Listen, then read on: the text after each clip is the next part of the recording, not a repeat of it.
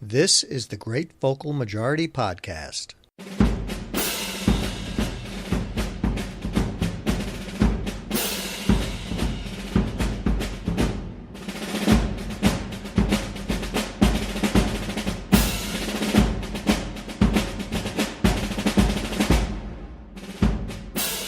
Hey everybody, it's Tony Codispati with the Great Vocal Majority Podcast, and this is volume 61, called The Transformation.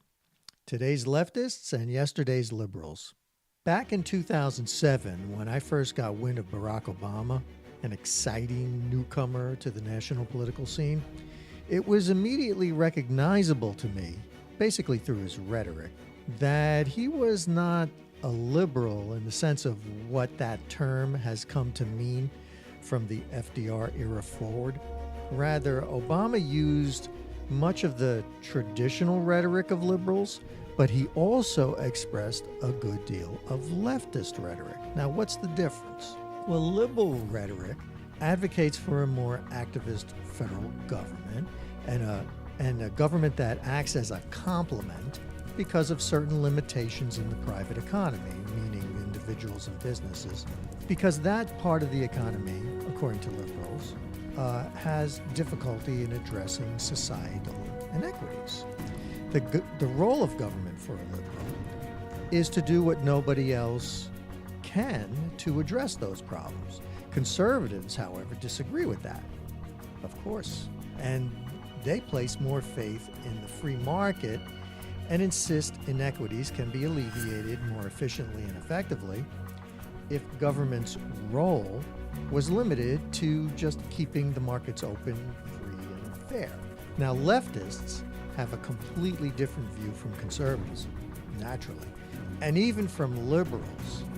Leftists see government as a competitor to the private economy, and ultimately, they see government as having total control over the private economy. For leftists, government has a mostly hostile and even predatory position towards businesses. And unlike liberals, leftists use the power and authority of government to compel large, leading corporations as administrators of government policy. Now, I think at this point it would be beneficial to use some examples as just a way to illustrate the difference of what I mean between liberals and leftists. President George H.W. Bush, President Bush 41, signed legislation that required handicapped access to public accommodations. Now, this was a liberal intervention. Today, handicapped parking and wheelchair-accessible ramps are basically a ubiquitous feature of American life. I mean, we all see it every time we go to the supermarket. The government set up certain standards and guidelines so that businesses could follow them, and it was designed to address an issue of access for a significant number of Americans. That's a liberal type of intervention. President Barack Obama signed the Affordable Care Act, which is, also known as Obamacare, and he signed that into law. This was a leftist intervention. Now, the guidance in Obamacare was so comprehensive and thorough, it completely transformed the health industry in terms of the health insurance, health service and delivery segments, pharmaceuticals, all those parts of the American economy, and it transformed it into tools of government policy. Let me give you some examples of what I mean by that. For example, insurance companies had to have their offerings dictated to them. What they could offer was dictated to them. They were given limitations in terms of administrative costs. Doctors were required to track tens of thousands of additional diagnostic codes. And what happens is that the back office administration becomes more costly because you need people to load these codes into a computer system so that when the doctor does his diagnosis and he puts the code down for insurance purposes, he's got, instead of having 500 or 1,500 codes to deal with, now he's got 20,000 codes to deal with. And that creates cost. Virtually everything done by insurance companies, doctors, hospitals, pharmaceutical companies, and the like Virtually everything. They all had their behavior controlled by law or regulations having the force of law. This is not liberalism. It's actually authoritarian control of an entire industry by government claiming to be acting in the, quote, public good. The problem with government involvement, whether it is by liberals or leftists, is that it politicizes whatever it touches. Decisions are then made not on the economic efficacy or, let's say in healthcare, the medical efficacy, but on political efficacy. Political clout often will overrule common sense. Pressure group politics can provide outsized influence to the decision-making process, and that causes the misappropriation of resources. This can lead to really disastrous consequences when the particular group's influence is effective in getting more resources to their issue than it would otherwise be warranted. Now, this actually occurred before the adoption of the Affordable Care Act, when more research funding was directed at the disease of AIDS than it was at cancer. Now, AIDS affects only a tiny portion of the American population compared with cancer. Yet activist groups were effective in compelling the federal government to devote more funding to AIDS. This is what leftism leads to. So, when America elects a leftist as a president, such as Barack Obama, the federal bureaucracy, as a consequence of that, will become saturated with civil service appointments allied to a leftist government ethos and agenda. This becomes highly problematic. All one needs to do to understand just how problematic it becomes is to look around the world where leftists have gained a foothold into the national government. In just about every case, almost without exception, once given power, leftists simply do not relinquish it. Rather, what happens is they become more radicalized because they've been encouraged by their earlier successes in acquiring power. The failure of their policies are really of little or no importance to them. They hold a fanatical devotion to acquiring power, and they have this unshakable belief that a powerful central government is the best way to address societal inequities.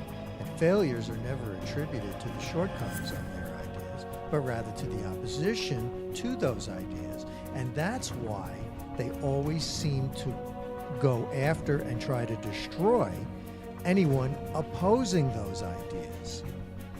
The election of Donald Trump as president really caused an earthquake across the American political landscape. That can't be really overstated.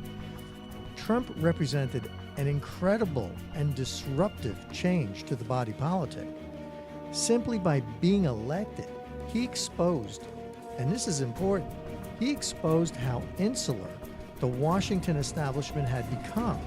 This was true for almost all the political power structure in Washington, which is really much more than just the politicians and their staff in the House of Representatives and the Senate. It also includes all the federal agencies, lobbying groups, registered and unregistered agents of foreign governments, and the national media. Now, nearly all of them were put on notice with Trump's election. And into this cocktail, the fact that America had just endured 8 years of a leftist president appointing bureaucrats throughout the federal bureaucracy, it should really come as no surprise and should be very clear why America seems so divided today. This is a complex issue. The radicals on the left make it an incendiary one. Now, while Trump may enjoy devoted support across the country and average Americans where he ranges between a 45 and 50% approval, he has no such core of support in Congress reflecting that fact at all.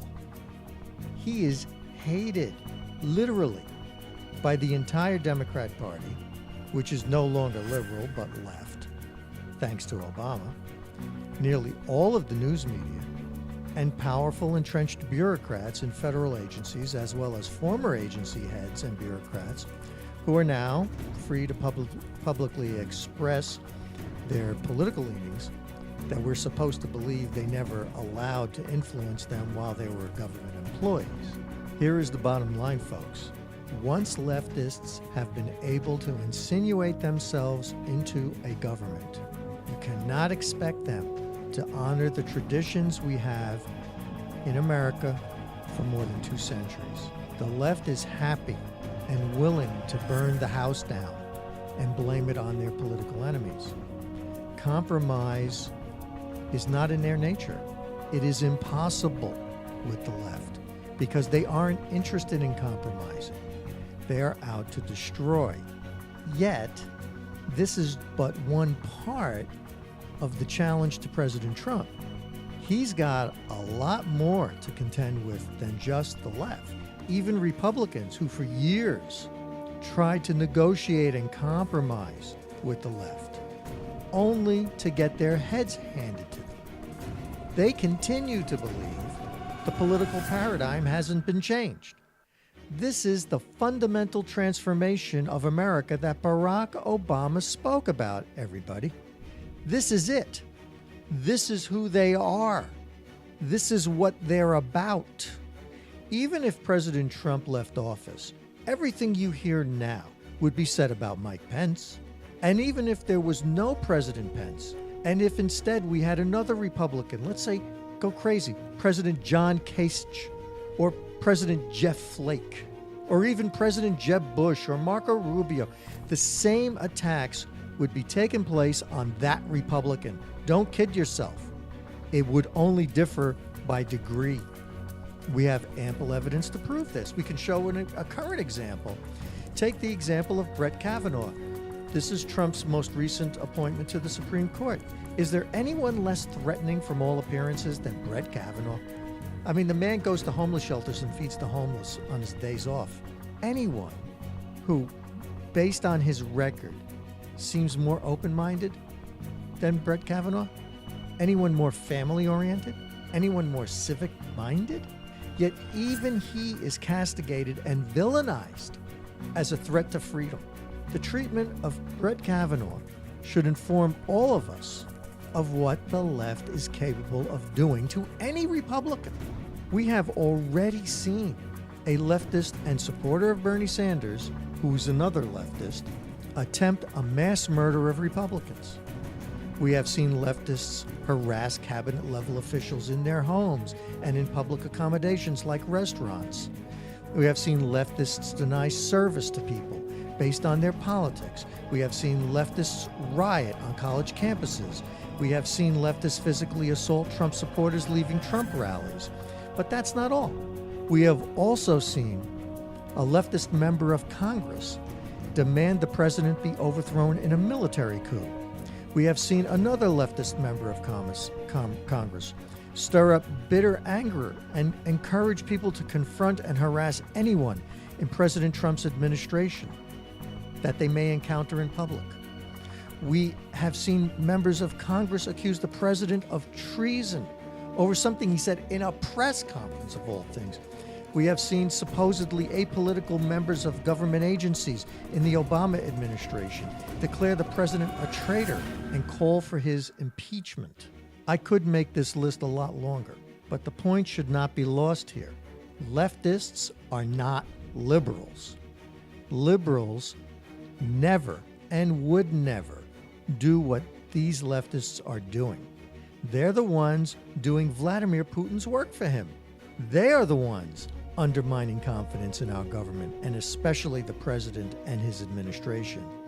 If anyone is committing sedition or treachery, it's the left.